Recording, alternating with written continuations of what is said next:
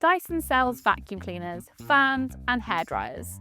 Not exactly groundbreaking technology on the surface, but they've built a brand that people associate with innovation and quality.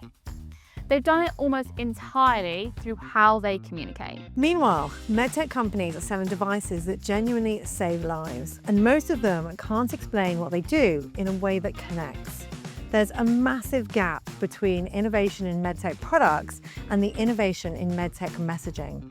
Today, we're going to close it. Dyson doesn't open with the motor speed or the air multiplier technology. They open with the frustration. Vacuums that lose suction, hand dryers that don't actually dry your hands, hairstyling tools that damage your hair. They name the problem everyone recognises, and then they introduce the product as the fix. In medtech, we do the opposite.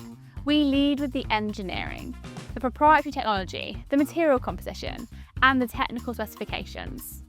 The buyer has to figure out for themselves what problem it solves. And as we've said throughout this series, most of the time, they won't bother. From a sales perspective, Dyson gives their sales team the perfect opening question.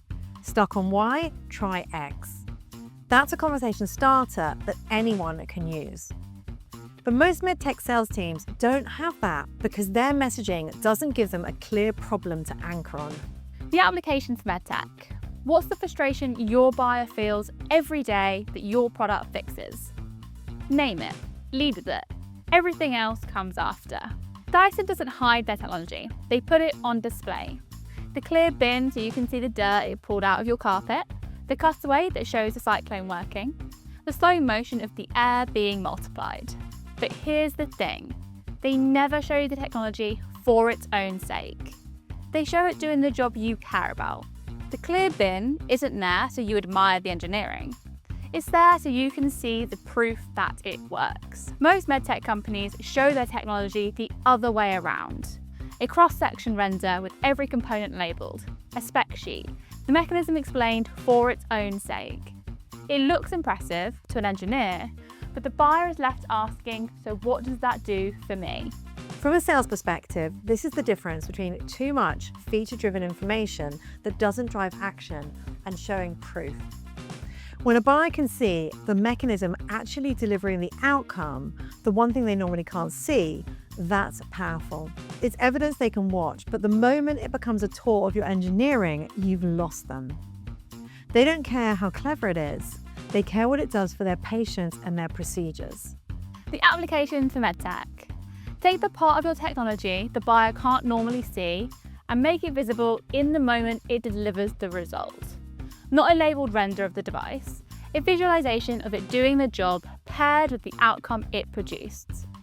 The test is simple. If the visual shows how it's built, it's too engineering heavy. If it shows what it does for the buyer, you've got it right. And remember, in a regulated industry, the moment you show an outcome, you're making a claim. So whatever result you make visible has to be backed by the data. That's not a constraint, it's what makes it credible. The evidence is the proof, and the visual is how the buyer sees it. Dyson's products are genuinely complex. The engineering behind their motors, the air filtration, and the heat control is sophisticated. But their messaging never makes you feel like you need an engineering degree to understand it. They translate complexity into clarity. In medtech, there's a tendency to think that complex products need complex messaging. Their clinical audience expect technical language. And yes, the details matter, but the first impression, the headline, the opening sentence, needs to be clear enough that anyone can understand the value.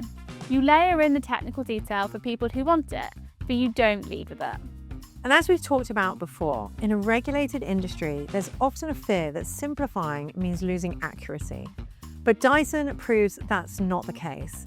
You can be accurate and simple at the same time. The key is leading with what the buyer cares about and supporting it with the evidence, not the other way around.